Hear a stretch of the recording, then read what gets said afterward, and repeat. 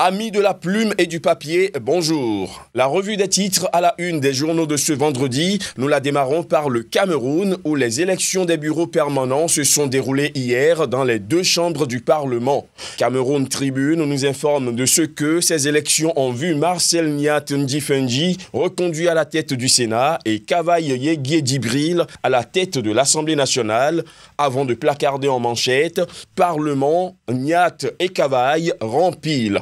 Une information également rapportée par l'Œil du Sahel qui nous fait lire à sa une « Parlement, Nyat et Kavaï reconduits au perchoir ». Restons au Cameroun où les chantiers abandonnés de la canne à Garoua font toujours couler assez d'encre. Info Matin quotidien écrit à travers ses colonnes que sur les chantiers abandonnés de la canne à Garoua, le très controversé entrepreneur de droit américain Prim Potomac, révoqué de 2 marchés d'hôtel, pose ses conditions aux autorités camerounaises. Ce que le journal résume en gros titres, chantier de la canne, Prim Potomac déclare la guerre au gouvernement.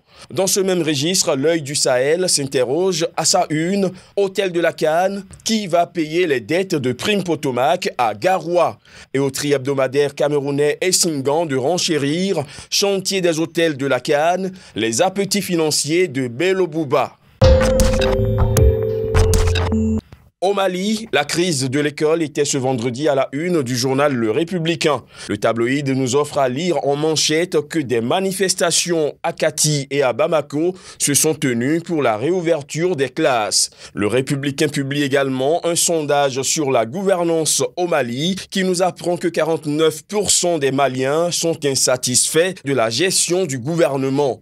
Pendant ce temps, Mali Tribune s'intéresse à l'apaisement du climat politique dans le pays. Le bi-hebdomadaire qui croit savoir que le président Ibeka est en parfaite symbiose avec ses opposants publie dans ses lignes que la majorité et l'opposition ont convenu d'abattre le mur de méfiance, ce qui met un terme aux contestations tous azimuts.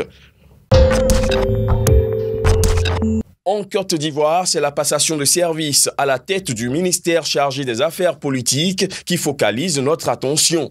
Amadou Soumaoro, nouvellement élu président de l'Assemblée nationale, passe le témoin à Cissé Bakongo, informe Fraternité Matin.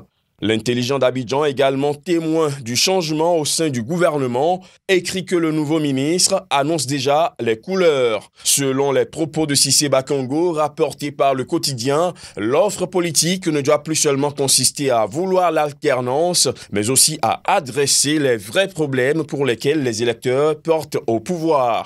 Voilà, ce sera tout pour la revue des titres de ce jour. À très bientôt pour d'autres balades à travers les colonnes africaines.